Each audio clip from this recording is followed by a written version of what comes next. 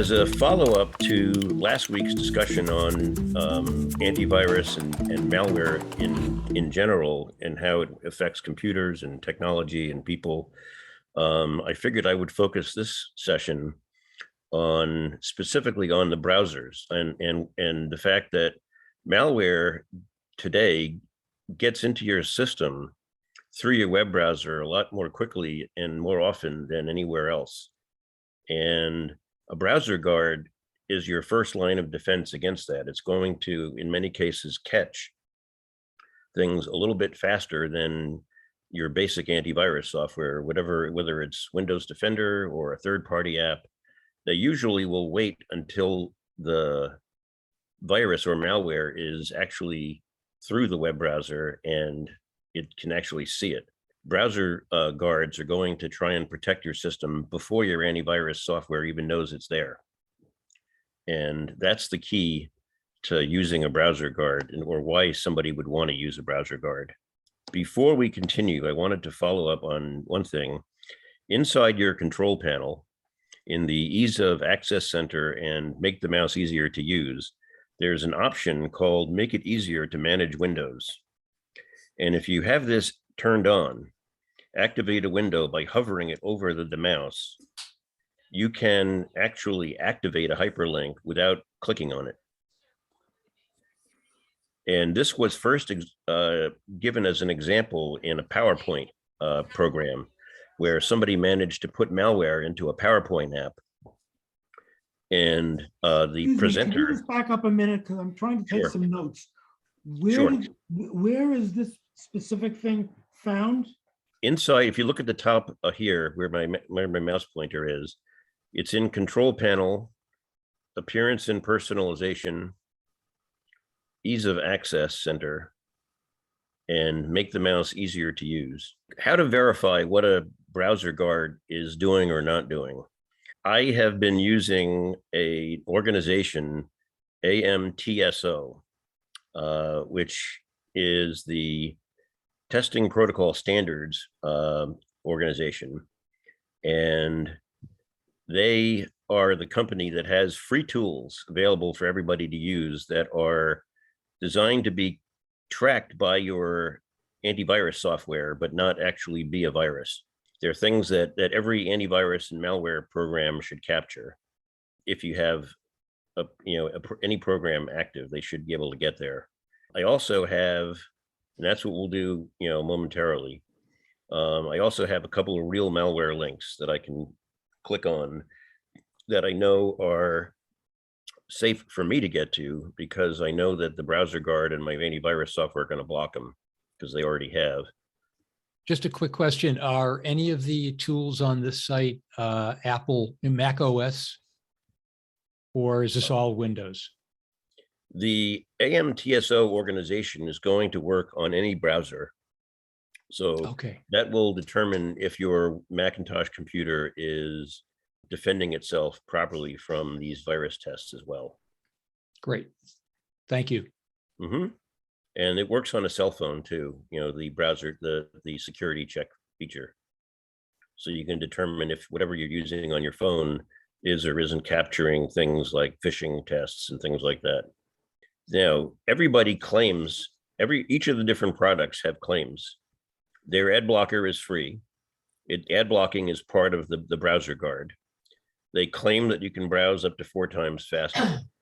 And it really depends on the website that you're going to, because I'm going to show off Ziff Davis Net, which is a favorite of mine for advertising blocking, because they do a ton of it. And how well it protects your privacy, it's too early to tell. It does block ad trackers or capture ad trackers. And you'll see that in the window where it shows you everything that it found.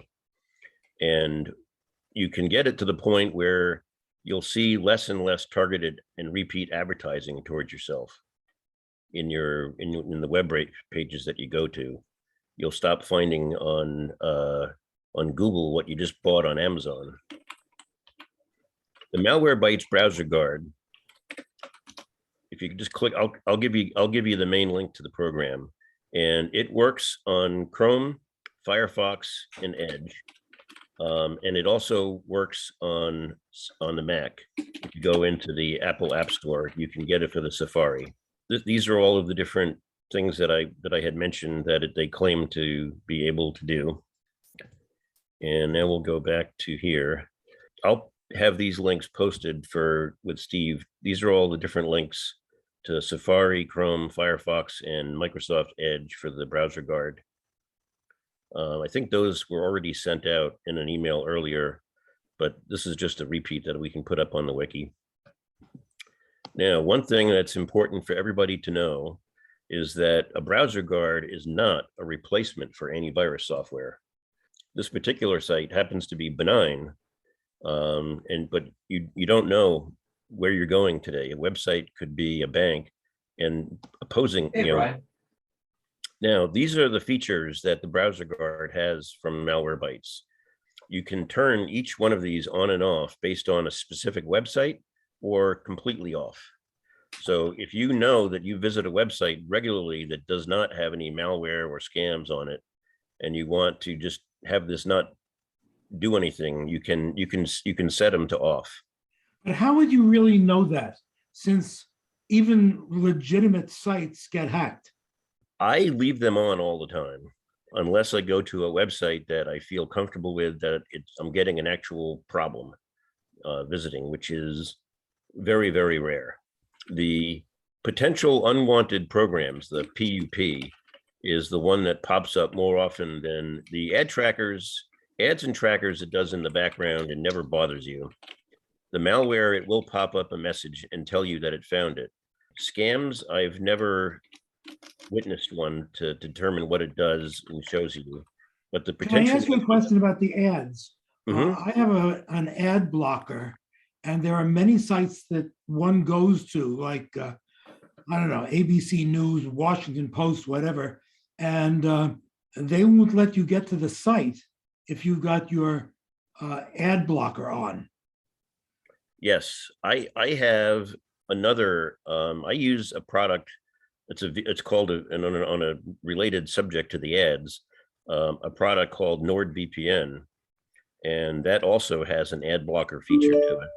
And it frequently, I find, have to turn off the ad blocking feature for Google ad services for the most part. If I go to Google, you'll see, and you do a search, you'll see at the top window that a lot of your results at the top of the page are supported by advertising. If you go to google.com and you search for anything, whether it be shoes, you're going to find all kinds of tracking and ads. And at the very top here, you'll see these ones that have the word ad right in front of them. These are all Google advertising. These guys are up at the top because maybe they bought advertising from Google. I don't know why they get to the top, but if you click on them, sometimes I can't get to them either, because I can't get to Google ad services when I have my VPN running. So these advertising, so often what I'll do is I'll scroll down and try and find a website link that is for KIZIK, that's not an ad popped one.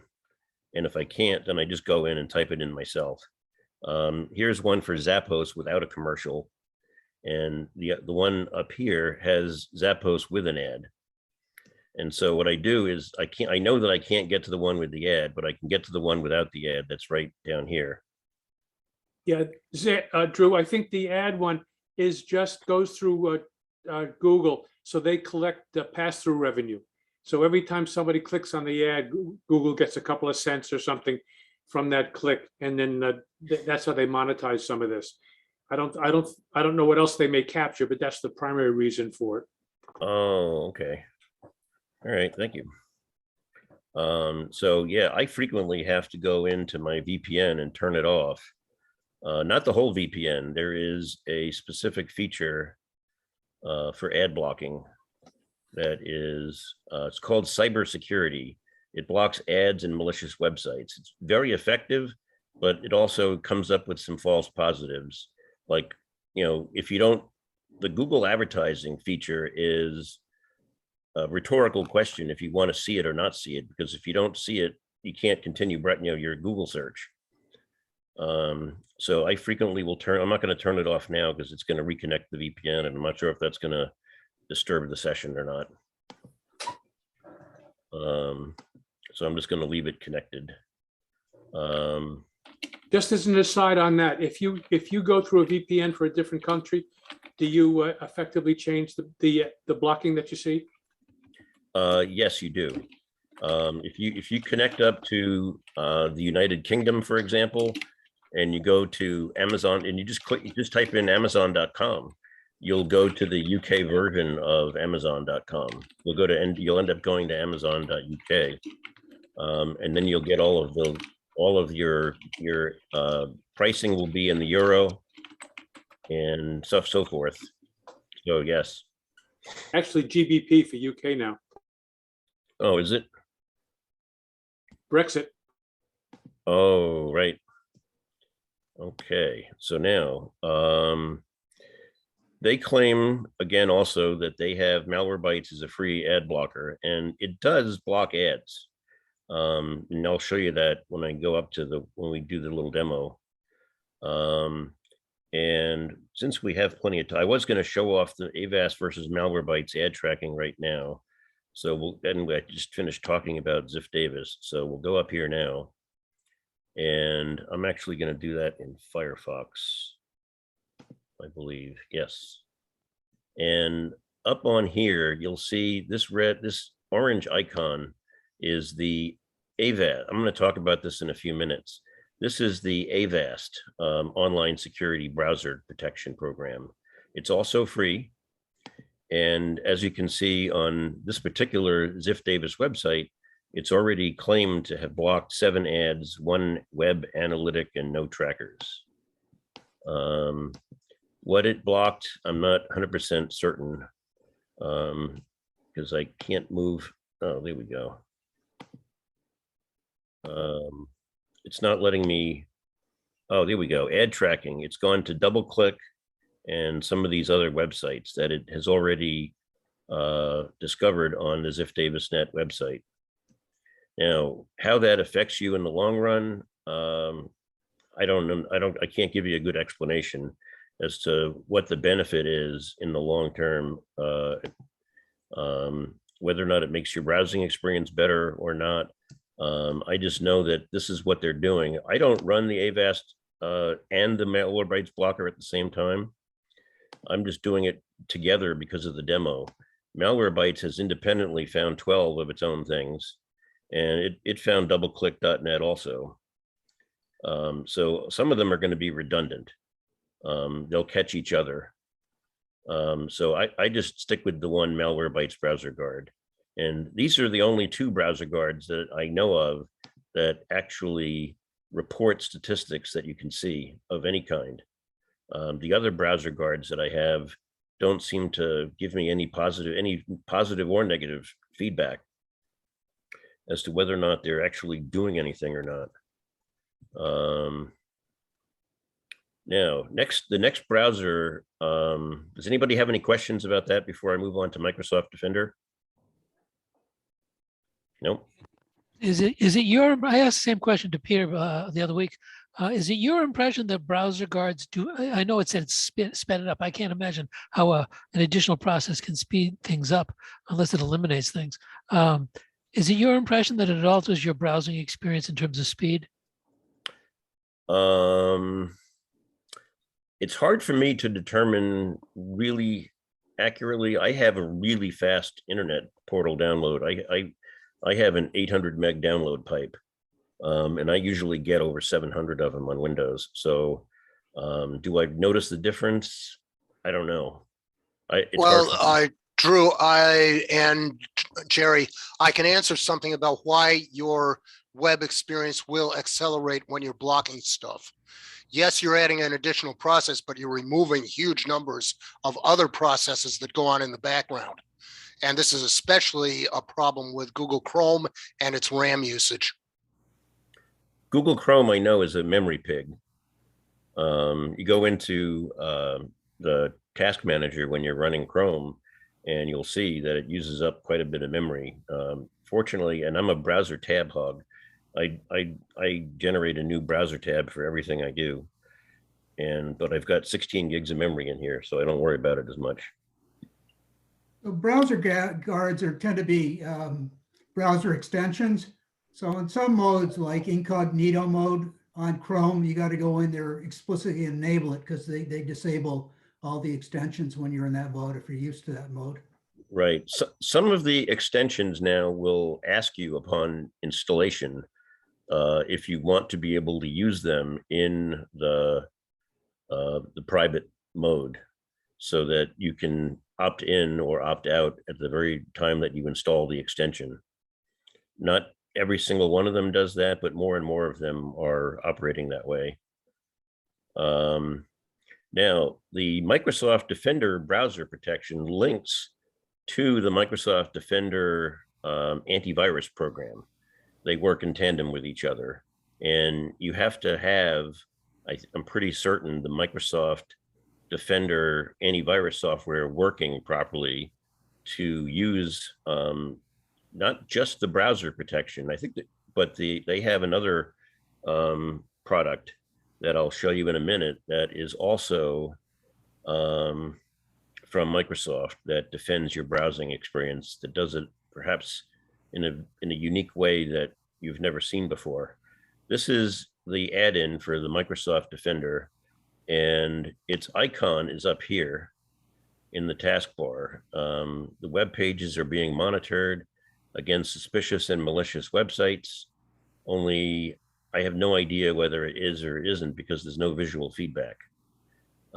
If you click on demonstrate the protection, it brings you to here where you can click on a link, and this is a demonstration. So that's Microsoft's demonstration of their software browser guard. And we can get rid of this. And Microsoft allows for their protection to be used even if you're not using Edge?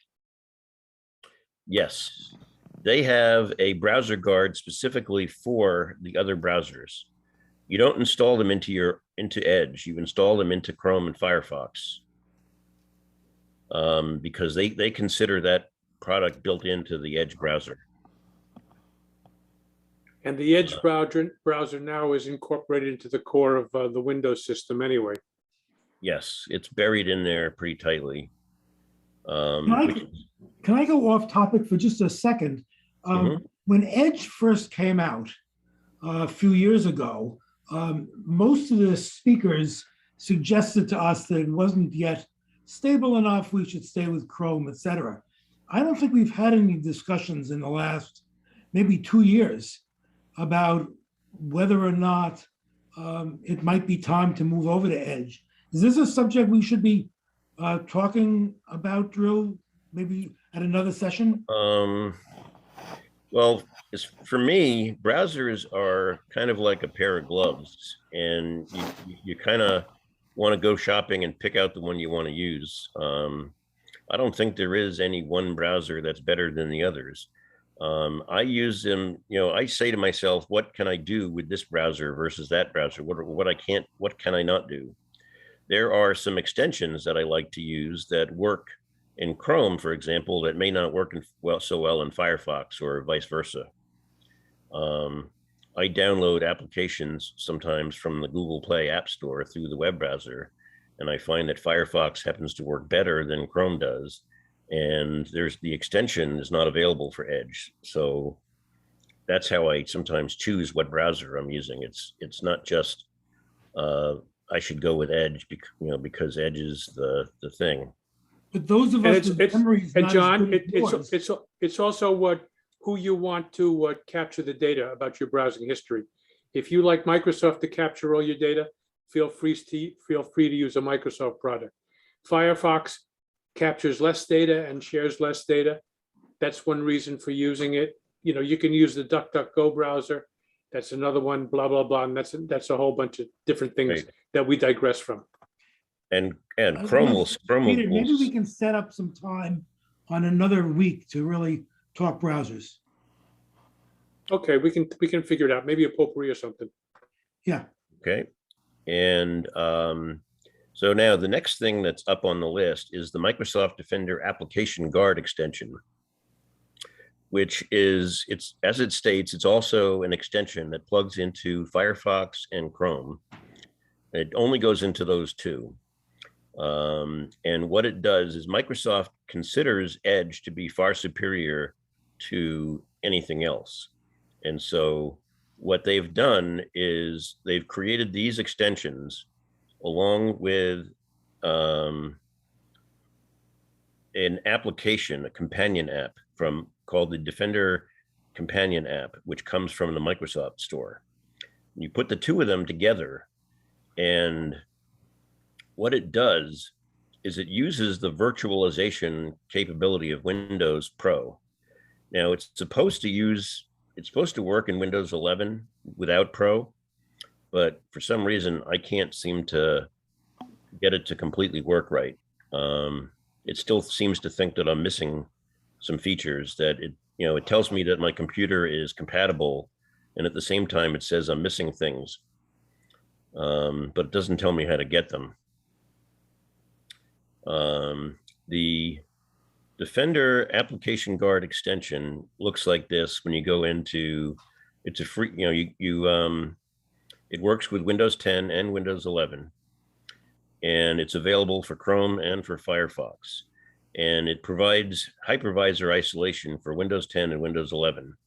And what it's basically doing is you go to a website that, let me see if it's down here. Nope, not on this page. You go to a is this website. free? This is free. And this can actually be implemented by your company. Your company can, if you work at an organization that does a lot of desktop control, they can plug in websites that they think are websites that they don't want you going to, or things that need to be protected. And through your Windows, your login into the domain, you'll be controlled. And these websites that are suspicious get opened in basically in a virtual machine. You're running Firefox or Chrome, and Microsoft will automatically launch a copy of Microsoft Edge and dump the contents of what you're doing into there, so that it's in a sandbox type environment that won't affect your computer. And that's basically what this does. It does something that the other applications don't do. And I can't get it to work, so I can't demo it. I followed their instructions to do all of these, and so far it's a no-go. That's on Windows 11, correct? It's on Windows 11, and it's Right, also does it work? It it's works also on on Windows Windows 10 for you? It Well, works on 10 for you? no, I can't get it to work on either. Ah, interesting. The reason that I'm having trouble is, I'll skip down to it, is I click on it says here that the application guard isn't configured right. And then it tells me that it's turned off. The problem is that if I scroll down here, now it tells me at the same time that the application guard is missing. It tells me that this is the current status of my system right now. It tells me that my device is compatible, and at the same time, it tells me it's missing, and to get it from the Microsoft Store. Only it's already been installed in from the Microsoft Store. And when I click on the app to open it from the Microsoft Store, all it does is give me an error message. If I go in here and tell it to open, it brings me up to this page where this is actually where I want to be next. Let me expand this up a little bit so that you guys can see this a little bit better. An employee or a person, this doesn't have to be an organization. It could be something that you do at home. You type in a URL, and Microsoft will, based on your organization's policies, is this URL allowed? And in our particular case, it's not going to be a corporation. It's going to be you saying, I'm not sure if I want to go to this website in Firefox, let me put it in a container. So Microsoft opens up Edge and renders that URL in a guarded container. And then you can go back and type in another and just keep looping around. And I wish I could have demoed it for you guys because I'd actually like to see it for myself. Now, one of the problems is for me is you go into Windows features, turn Windows features on and off. I don't know, have any of you seen that inside Windows? Yes. This option called Microsoft Defender Application Guard that you have to check off according to their instructions doesn't exist on my computer, on either my Windows 10 or my Windows 11 computer. I don't have the checkbox to turn it on. I'm wondering if that's something that's only available if you can see only if you have Windows Pro running, because I have Home Edition. If any of you have Pro running and you want to go in there and take a quick peek, you'd appreciate it. I'm quite sure that that is a Pro feature. Pro and upward, including enterprise. And you Okay. probably have to be administrator on your machine to see it as well. There are ways of opening up this particular panel as administrator. Same difference, right? Okay, so that's the Windows Defender Application Guard. And then there's the Avast security and privacy extension. And I'm going to have to cover this really quick because I only have 5 minutes left to do the demo.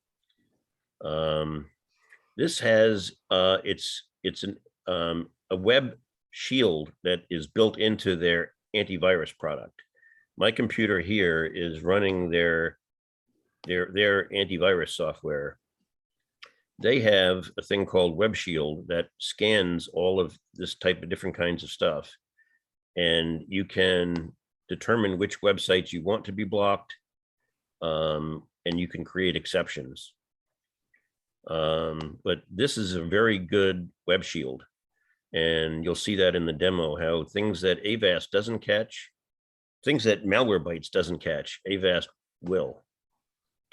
The last extension that I found on the internet was from Trend Micro. And from the best I can tell, I'm not going to install it to even try it out because it claims in their system here to only require a 300 megahertz Intel Pentium and 256 megs of RAM and 200 megs of available disk space.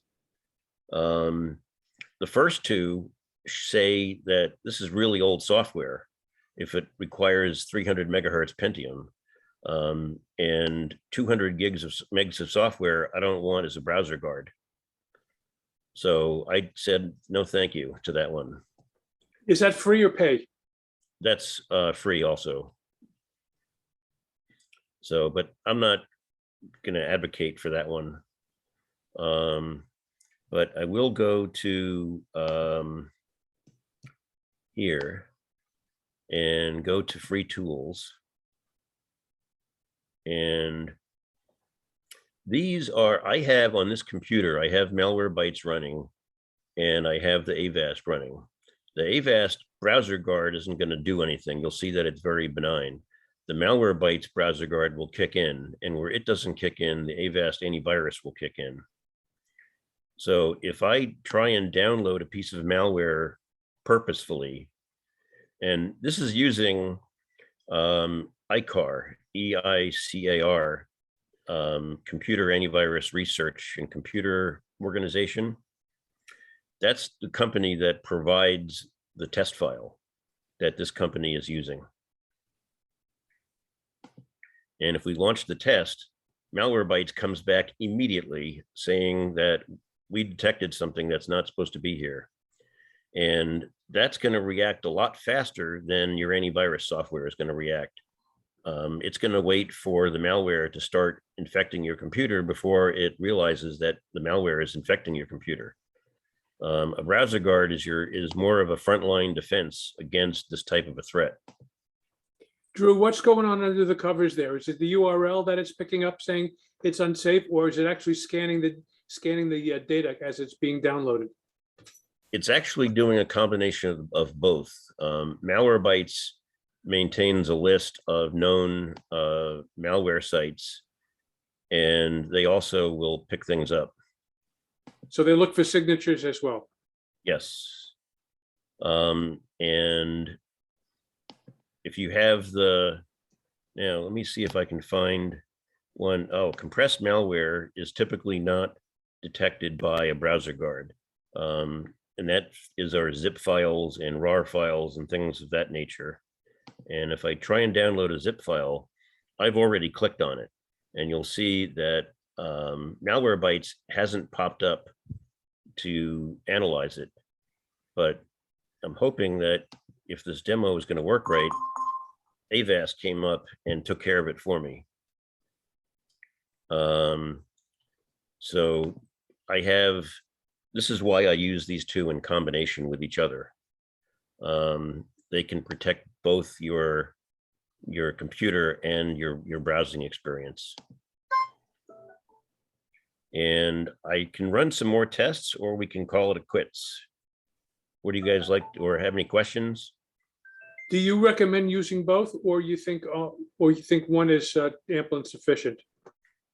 Well, I have two different scenarios in my house. I have my primary computer that I owned first was my Windows 10, and that is running the paid subscription of Malwarebytes anti-malware program and the Malwarebytes browser guard in tandem with it. This computer, I'm not paying for an extra subscription, and I've been doing this for probably 30, 40 years now. And Avast has been around for a good chunk of those time.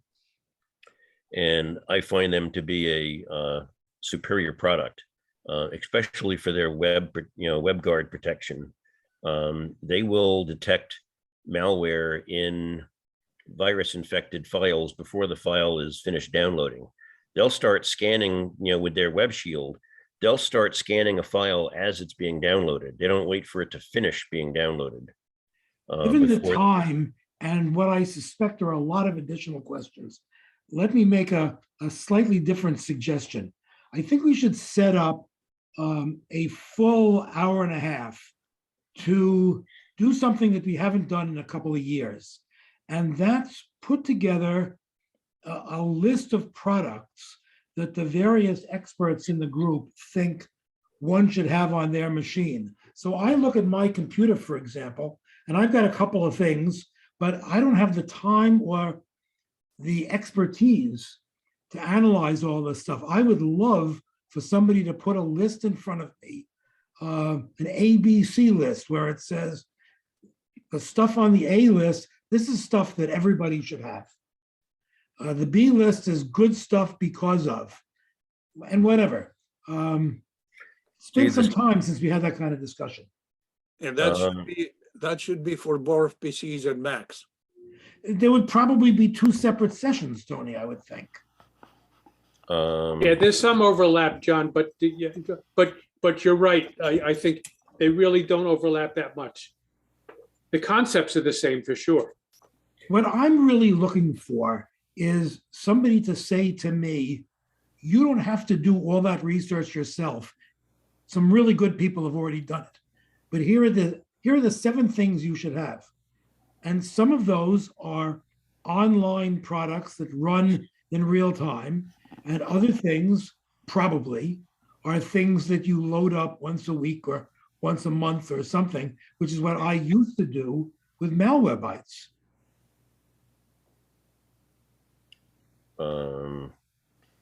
Well, we have a meeting coming up in 2 weeks where we're going to talk about what's coming up in the future. Perhaps we could talk about this then. That is exactly People where I could was think going, about it Steve. between now and then.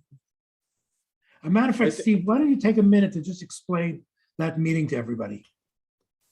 Well, let's make sure we're on the same page before we leave this. So we'll put that on the agenda for 2 weeks. That sounds good. This. I'd like to give Drew a chance to finish. We've kind of interrupted him here. Yep. So finish up, Drew, and then we'll do administrivia. Take what you need. Okay. Take what time you need. I'm going to scroll down to the bottom. Actually, what I want to do is just go over quickly. This is the last thing, is go over to Ziff Davis. And if you look up here, you'll see this is the last part of the demo.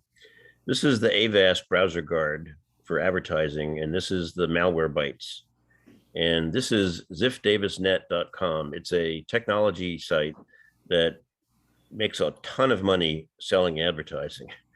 At least they appear to, because you click on an ad. If I click on this Mac Mini Pro icon, you'll see that they both counters get reset to 0, and now they're counting up again. And Avast has found 8 ads or trackers on this page, and Malwarebytes has found 14. And if you go into here, it's found it has blocked ads from these different companies, and one web analytic from Chartbeat. Now, again, what are the benefits of having these trackers defeated on your system? I don't know. I mean, I just like to know that I've got that I'm not being tracked as much as or at least I'm trying to stop the tracking. And so this browser guard catches a lot of the stuff as well. And it makes your browsing experience a little better because it shows fewer ads on the web pages. Drew, One Drew, point, if you went to the UK version of this, or someplace in the EU of ZDNet, would you find differences in the things that are being tracked just to the nature of the laws? That's a very good question, and one I can't answer for you right now. Because I have a Yeah, VPN and I can do the same thing. I haven't tried. The European Union does a better job than the United States does of controlling Microsoft and other technology companies and telling them what they can and can't do before they get fined millions of dollars. Well, 0 is a low bar to overcome. Yes. Bob was trying to get a word in edgewise. All right. So yeah, I was going to say something about the question that Drew raised. Why are trackers different from ads and other cookies? And that is, trackers can be used to track you from site to site, whereas most ads are just putting stuff onto your computer and maybe helping one site target you. okay. So that might be why I'm seeing less and less targeted advertising on each of the pages that I go to, because they're not sharing their information anymore. Drew, can And I if ask you you put- about and if when you get rid turning of off? cookie- If you get rid of cookies frequently, you'll find less and less of that as well. Mm-hmm. Drew, can I ask you about when they say some of these blockers, they say you have to turn off Windows Defender. Is that a great idea? No. The web browser guards like Malwarebytes is not going to ask you to turn off your antivirus software, and neither will the Avast one. Malwarebytes offers the browser guard for free, but they still sell an antivirus software solution.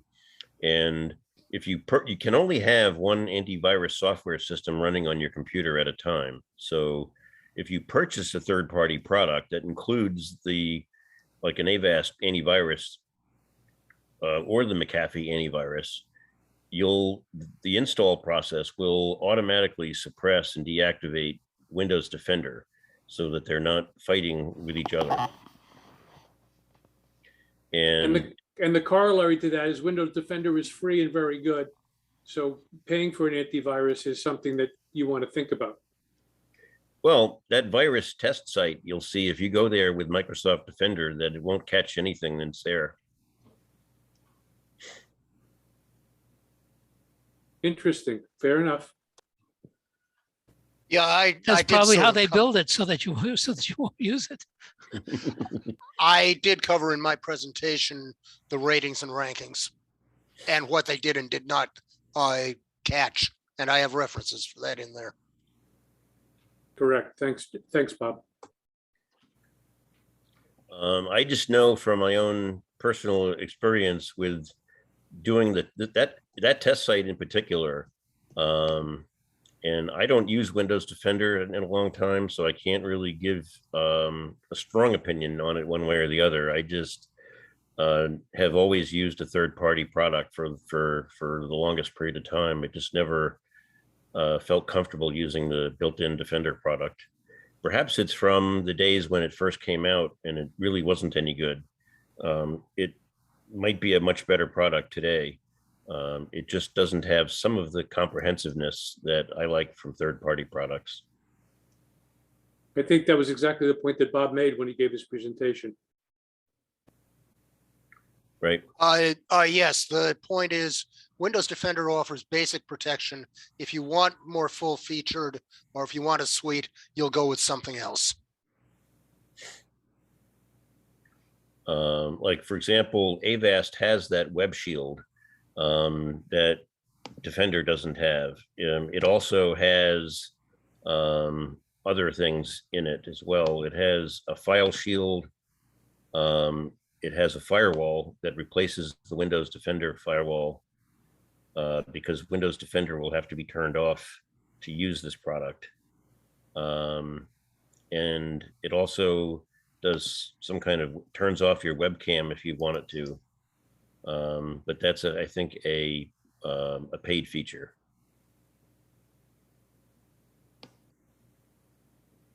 So I'm pretty much done. Unless anyone else has some questions.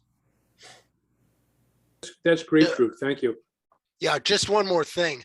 While Avast antivirus will force you to turn off Windows Defender, Malwarebytes paid premium does not force you to do that if you set it up correctly. It can coexist. I'll have to look into that because mine got automatically turned off. Yeah, you probably integrated it with the security center. Yeah. There's a special setting to prevent that. Yeah, and I wasn't looking for it at the time, so I may have just skipped over it. Yeah, but anyway, I have read plenty of professional reviews which say, yeah, you can use the two together. Okay. You just have to know how.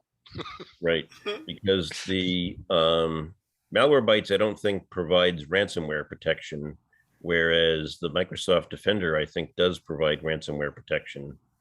Yeah, I don't know how that would interact. I think it's okay.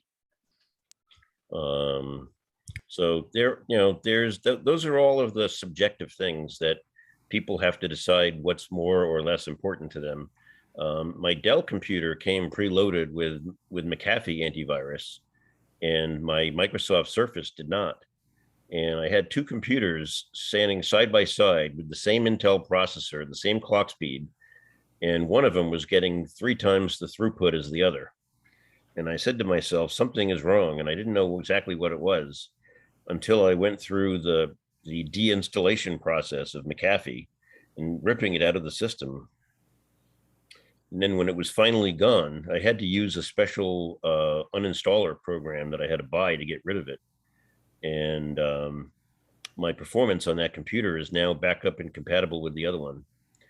It was the McAfee that was choking me. And that's one of the problems that you run into with some of the more comprehensive programs. The more they try and do, the more it bogs down your system. Is that a new form of marketing?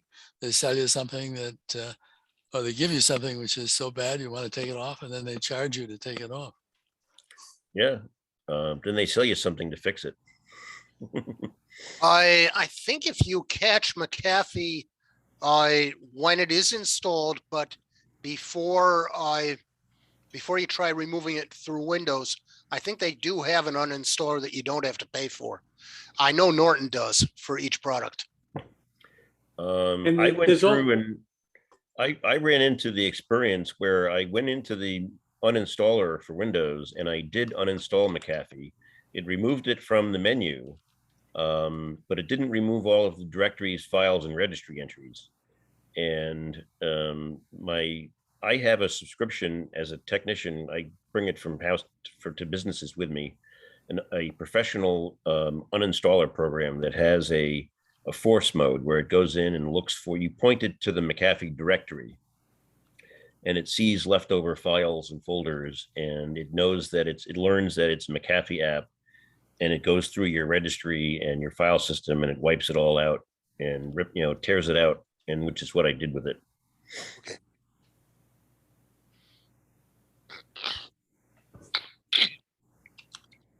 There's also a program that I use along those lines. I'm just looking, it's called IOBit Uninstaller, and I believe that's free, and it does a really good job of doing exactly that. Yeah, it works on most stuff, but when you're talking about McAfee or Norton, oh, they get so deep into your system. It's awfully difficult to get rid of all the residues. This is the Revo uninstaller is what the product that I use to do uninstallations. They have a free version and they have a paid version. I have a portable technician's license to the paid version, so I'm not restricted to one computer with the pro version. I can put it on as many as I need to. This can be run manually after to uninstall a program, and then it will look for leftover files and registry entries and clean up after itself. When you buy the professional version of it, it lets you monitor the installation of software and keep the log file of every change, every file, every directory, every registry entry, so that it knows how to completely, it lets the normal uninstaller run, and then it cleans up after it. Is essentially what the Revo uninstaller does. Yeah, there's probably a market for a lot. There's a few of those out there. I didn't know about Revo offhand, or at least what, I don't remember looking at it. I may have when I got the IOBit. We can cover some of these super uninstallers when we're covering essential software we think people should have.